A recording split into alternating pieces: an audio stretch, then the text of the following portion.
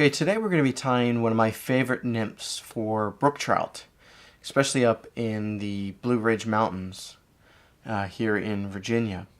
And that's going to be a lightning bug nymph, or at least it's patterned after a lightning bug nymph. And then I take a lot of variation in color of both what's eventually going to be the tinsel on the back side, and then also in the scud dubbing that we use up front. So we've already talked about two of the materials, tinsel and some scud dubbing. We're also using a kind of standard wet fly scud hook. This particular one is in a size 16. We have a 3/32 bead head for this. It's already put it on. Again, small hole up front, large hole facing towards the rear.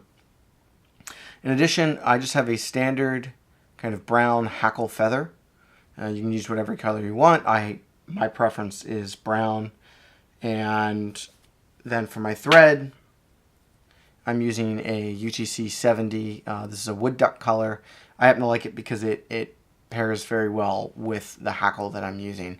Not that you should see the thread at the end, but if you do, it'll help blend in. All right, so I'm going to start right behind my cone, or my bead head, and I'm going to work back. And where I'm going with this is right back to where the bend of the hook starts. I want the body of this fly to bend slightly, but I don't want to bend it a ton, or it'll look very strange with a hackle. Now you can go ahead and you can try that. The nice thing about the scud hooks is there's a lot of variation in how much curvature to the body. And if you've ever looked at a grub or anything, usually they curl up a little bit. So if you want to have it as an exaggerated, feel free. But this is where I prefer to stop.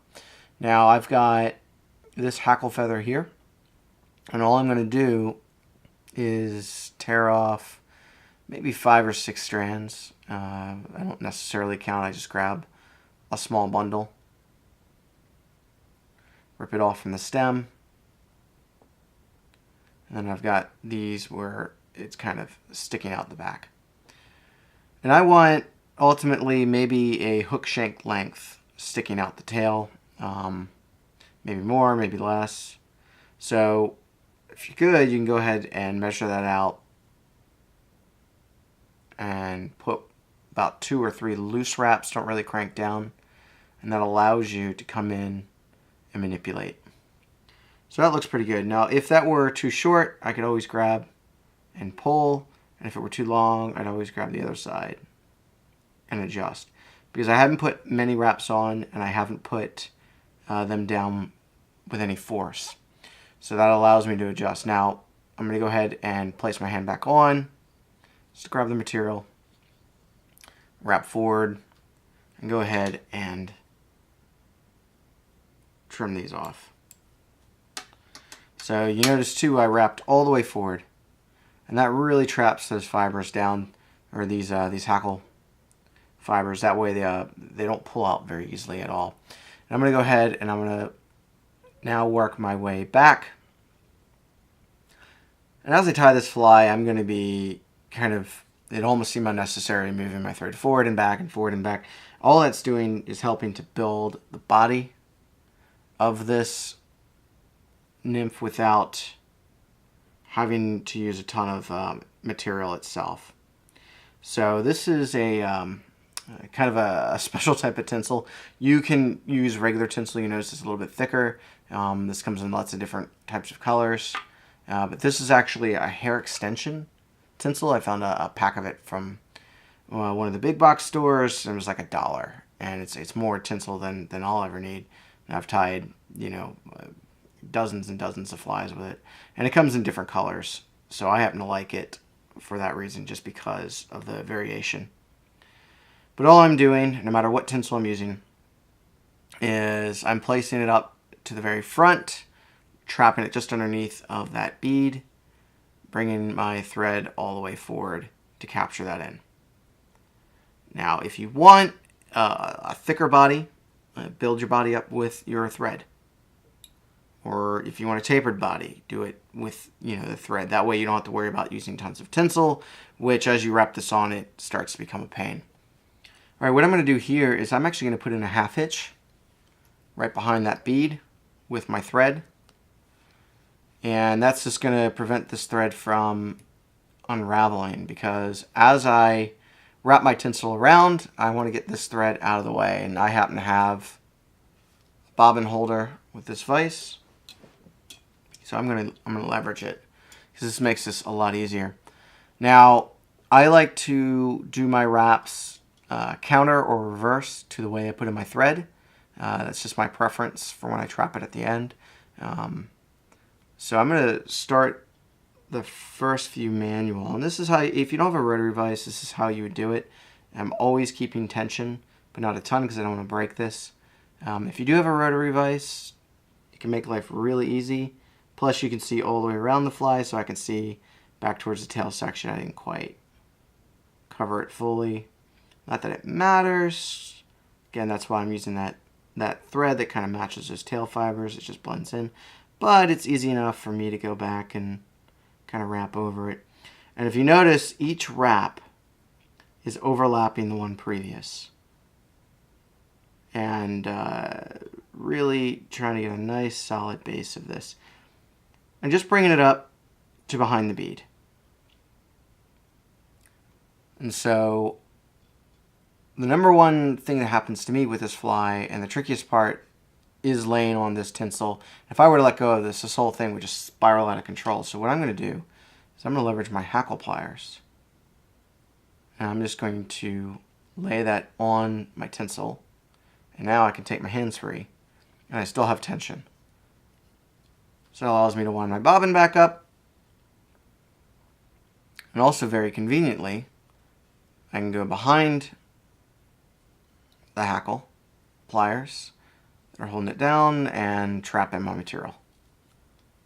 Let's do that about 3 or 4 times. And I'll go in front once. And now I can safely come in and trim off this tinsel. Put another wrap or 2 in, and it's secured. I'm going to bring my thread back just a bit now because we're going to put a collar on of scud dubbing. And you can use whatever dubbing you want. I like scud dubbing. It has a little bit of sparkle. Obviously, this is a fly with lots of flash, lots of catching the light and refracting in different directions. So scud dubbing kind of continues with that. And I'm going to use, since I've got green, I'm going to use like a light olive. I've loved changing variations. So my box, my brookie box for the mountains, will have, maybe 3 or 4 green tinsel and then maybe a pink collar or, a gray collar or, this light olive. Just lots of different variation in it. And some days they are very particular, and other days they could care less. If it goes by them, they're happy. So I'm just going to moisten my thread, help make this scud dubbing stick, and just kind of noodle it on. Now, I don't care if it's perfect, because in the end I'm going to make it nice and bushy anyway, so it kind of sticks out. And tighten that down if you need to. After each turn. A nice, solid collar around the throat or thorax, or I don't know, I might not be using the right term. The part behind the bead. So we're going to do a whip finish. Do a 4-turn.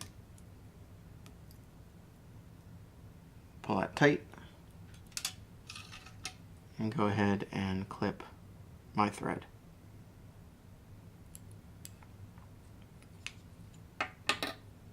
And let's get the rest of that thread off, huh? All right, so in many ways, in many respects, this fly is done. It can be fished. There's a couple things that I like to do to it just to help it fish along a little better. One, I know some of these fibers probably aren't trapped super well, so I'll come in with my super fancy expensive dubbing brush. It's an old toothbrush. And just kind of brush it out a bit. If some of these fibers are way too wacky, then I'll just come in, I'll just trim them. And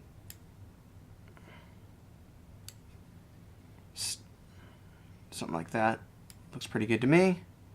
Now the other part about this fly that is the weak point is right here, is the actual tinsel itself. That is the primary attractor, but you catch a couple brook trout and they'll likely break that off. So to make this fly really nice and rock solid,